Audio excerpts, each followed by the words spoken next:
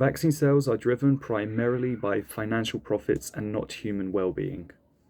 It's unfortunate for the richest elite's bank accounts to not go up with more sales of vaccines when we've been blessed with natural immunity, mostly through the Omicron variant.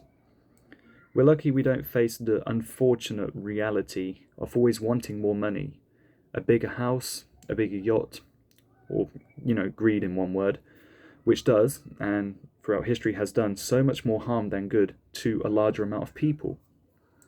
The good news is that we are part of the larger amount of people. We can focus on putting our minds together to uncover the money trail and then change our policies so that money is no longer the main goal or the bottom line behind the decisions of humanity's well-being. As long as people are emotionally charged and divided, politically left or right, vax or anti-vax, woke or racist, homophobic, xenophobic, whatever tags, if we're emotionally charged and divided, we can't put our minds together to tackle the real underlying issues.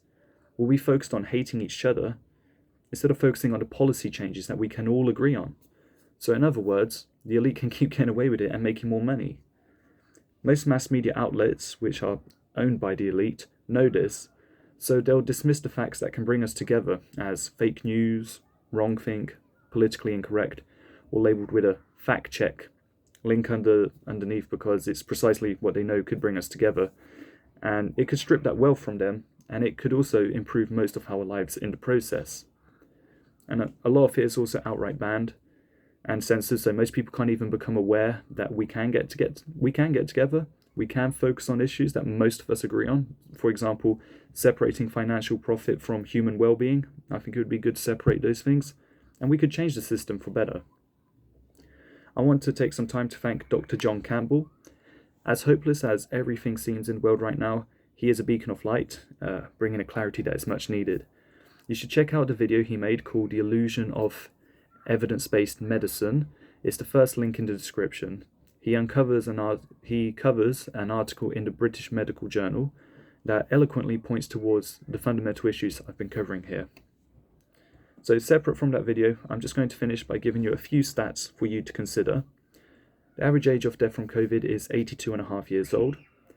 If you're a healthy adult under the age of 40, like myself in this case, with no underlying health conditions, no asthma, no breathing problems, your chance of dying from the deadlier original strains of the virus, and for example the Delta variant, was less than 0.0001%. In other words, about 1 in every 40,000 young healthy adults would die if they caught the previous variants, which were less deadly than Omicron. Of course, the narrative that's being pushed is that everyone needs it. That's 40,000 vaccine sales. The Pfizer vaccine is the most profitable drug in history. They still haven't released the documentation showing the number of people with permanent health conditions or deaths from receiving the vaccine. So yeah, basically my conclusion is vaccine sales are driven primarily by financial profits and not human well-being. Thanks for watching.